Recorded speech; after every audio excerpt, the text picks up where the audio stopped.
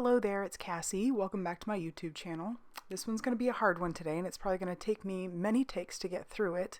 But for those of you that have followed me, we had to put our cat Nick down on Friday, and it was a very tough decision, but it came down to him just not suffering. And yeah, so it's been a tough weekend. This is why this video is going up late, but this whole video is going to be a tribute to him and how much I love him. And so I'm making a card today for the vet and their staff because they took such good care of us and they were so compassionate. And hopefully throughout this I'll have some cute little stories about him as I make the card. To honor Nick with a stamp, I figured I couldn't use any better images than this rabbit hole design stamp called Cattitude, because we all know, if you've ever known cats, they definitely have attitude, and Nick was no exception to that. I'm also going to use this really cool stencil from Brutus Monroe called Folkwave, because I plan to make a rainbow background. It just made sense. So I've just got a piece of Neenah cardstock because I couldn't find... anyway, I was a little bit lazy. I didn't grab into my Express It, and the Neenah was sitting right there. So I'm grabbing the 4 images. I don't end up using all 4, but I grabbed the 4 images and I'm putting this into my Misty. And I'm going to close the door of the Misty, pick up the stamps, and I'm going to ink these up with Memento Tuxedo black ink, because I'm going to Copic color these. And I've grabbed out my 3 favorite Copic colors for coloring Siamese, because, well, if you've ever watched me color cats, 99.9% of the time I color them like Nick, which is Siamese. So, yeah. I'm going to stamp down the heart that came in the kit. I'm stamping that out 4 times using some Distress Oxide ink in the color Candied Apple. And now I'll move on to the coloring. So my favorite colors for coloring Siamese are E81, E84, and E87. I'm sorry that this video is sad. Honestly, creating these cards was very, very therapeutic. And so I just highly recommend that if you're going through any sort of grief, you know, it's hard to get motivated, because it was a little bit hard to motivate myself to make these and even get in my craft space. But creating is such a great outlet for letting go of grief. And I know he was just a cat, I know that, but he really meant an awful lot to us. A little bit of a funny story is something that we always used to say about Nick, is that, well, we had a voice for him too, and I'm going to try to emulate it. But we had a voice for him, and we often said that he called us the stupids. And so my kids would joke that if he ever had his own reality TV show, they could imagine him sitting in front of the camera and this voiceover happening, saying, and let me try, don't laugh. Well, no, I want you to laugh. My name's Nick, and I live with the stupids. So his show would be called Living with the Stupids. I'm sure he did not feel that way about us. I'm sure he didn't. But I don't know what it was about whenever the kids would make that voice, or we would make the voice. It just would make us laugh. Because, you know, he would tease my son sometimes. It was actually really cute.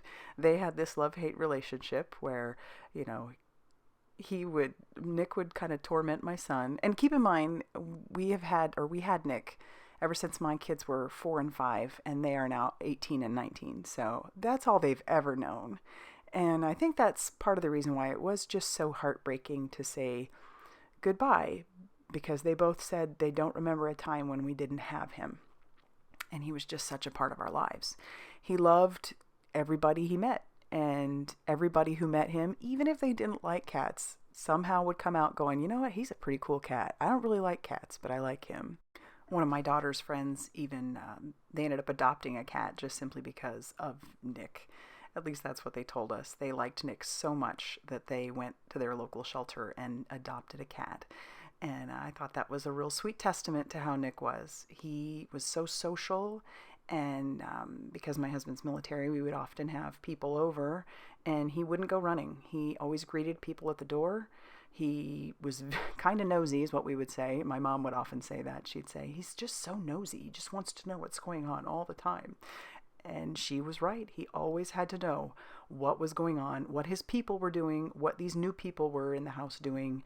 And that's just who he was.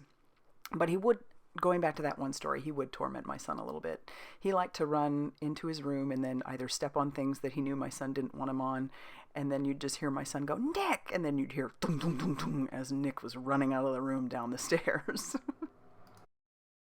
I went ahead and made 4 backgrounds, and so to prep that, I'm using some pixie spray on the back of my stencil, because this stuff really is really great at keeping a stencil where it needs to be. I'm not going to show you all 4 of the backgrounds because they're basically the same, but once you get that down, it's not going anywhere, which is nice.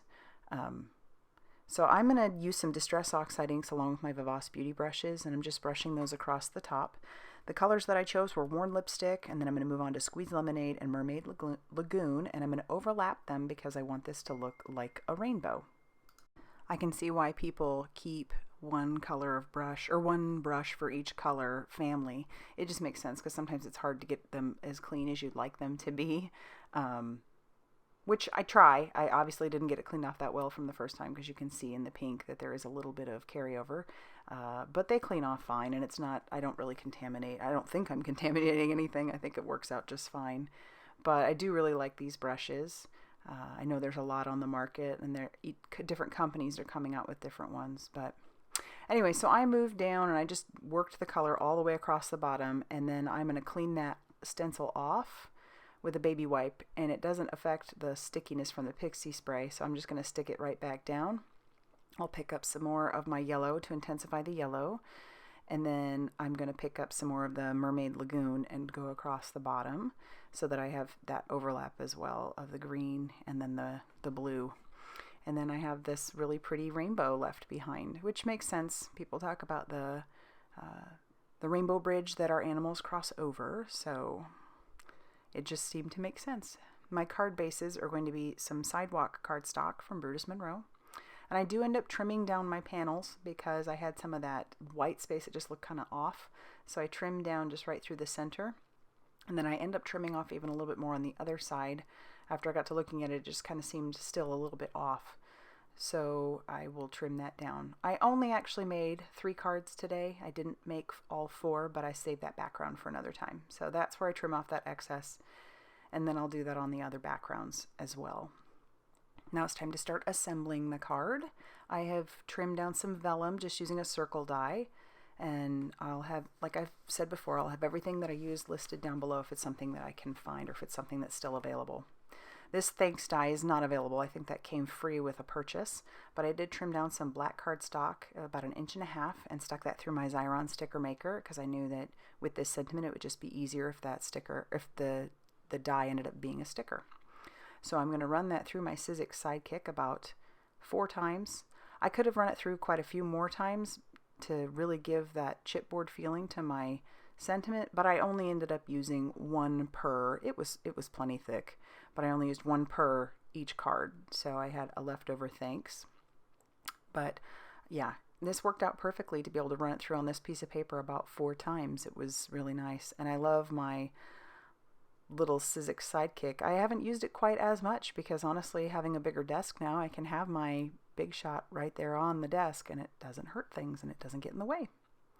I'll use a little liquid glue to adhere down my panel to my card base. I end up leaving a small border on the left hand side and a bigger border on the right hand side. Sometimes it's kind of fun to jazz up your backgrounds just a little bit, or your sketches, your layouts, if you will. I'll take off the sticker backing and then I'll stick the thanks down. That's why I love those stickers, or the Xyron sticker maker, so much, because whatever you can fit through there you can make into a sticker. Now I'm kind of just trying to figure out the layout. I end up covering the back of 3 of those little cats with some foam tape. Because I am using vellum, you do have to be careful about what kind of adhesive you use. So I'm going to stick my cat down on my vellum first. I'll peel off the backing paper and then I'll stick him down, and then I'm going to flip that over and I'll just use some liquid glue. I'm using some Ranger Multi-Medium Matte, and so putting it behind the cat will cover wherever the adhesive is so you won't see it through. And then I'll stick down the little heart. And then I'm going to flip that over and I'll trim off the excess of the vellum. And then I'm going to go on to start embellishing. I decide I want to use some White Blizzard Nuvo drops. These are new to me. I got these, they were in a haul video just a couple, I don't know, maybe a week or so ago. So I'm just surrounding that whole circle, going around the whole outside of the circle with the White Blizzard. It's really subtle, like glittery subtleness to it. And then I'm going to use the Simon Says Stamp Moonshine Confetti Sequins, but to put those down, I'm going to use some Morning Dew crystal drops. You could use just about any clear glue or liquid glue if you wanted to, but I thought this would be nice because if it did come out the sides, it would just be clear and it would look like a crystal drop.